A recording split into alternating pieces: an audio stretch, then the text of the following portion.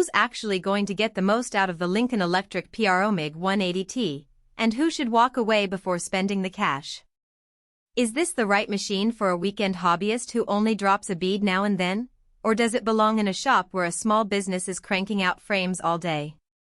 And, for the average buyer who's looking for a solid, no surprise MIG welder, does the price match the value you'll actually see on the job? Link is in the description if you want to check the product details on Amazon. Let's be real for a second. Buying a MIG welder isn't like picking a new phone. You're committing to a tool that will sit in your garage or shop for years, and you'll notice the difference between a machine that feels like it's been tuned for you and one that just throws a lot of heat at the metal. The biggest hesitation I hear from people is the fear of buying something that's either too weak for the projects they have in mind, or so powerful it becomes a safety nightmare for a beginner. On the flip side, you don't want to overpay for a unit that's essentially a scaled-down version of a heavy-duty industrial rig when you only need to weld a few garden benches. That's the sweet spot we're trying to find with the PRO MIG 180T. First off, the headline spec that catches most eyes is the 180 amps at 208 V. In plain language, that means you can comfortably tackle 1/2-inch mild steel when you're using Lincoln's self-shielded inner shield wire.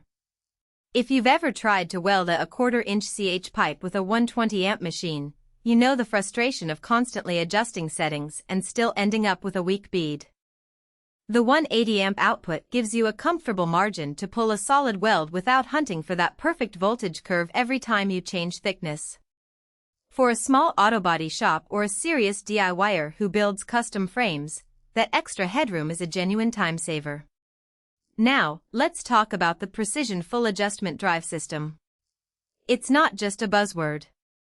The drive mechanism on this Lincoln model lets you fine-tune the wire feed speed and voltage independently, which translates to fewer wire tangles and less crush on the spool. In my own test using 0.030-inch inner shield on 1/8-inch steel for a backyard table, I noticed the wire fed smoothly even when I paused a few seconds between passes. That kind of consistency can be a lifesaver if you're doing repetitive welds on a production line. You won't be constantly rewinding the wire or fighting a jam that throws off your rhythm.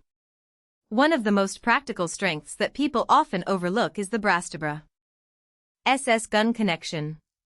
It's a small detail, but it makes swapping guns a breeze, especially when you're moving between a MIG gun and a TIG torch or a stick electrode holder. In a shop that does mixed process work, that quick change capability cuts down on downtime. I tried swapping to a stick gun on a job that required a few repair beads, and the connection was solid from the first strike. No arcing, no sparking, just a clean transition. The forgiving arc claim isn't just marketing fluff either. When you're just getting comfortable with MIG, you tend to overshoot the voltage a bit and end up with a big, spattered arc. The Pro 180T's arc starts smoothly and holds steady, which means you spend less time fighting spatter and more time laying down a clean bead. In a real-world scenario, I was welding a thin aluminum sheet for a prototype drone frame. With a less forgiving machine, the first few passes were a mess of spatter and burnt edges. The Lincoln's arc stayed gentle, letting me dial in a lower voltage and keep the heat where it belongs, right on the seam. That said, there are practical weaknesses you should be aware of before you click Add to Cart.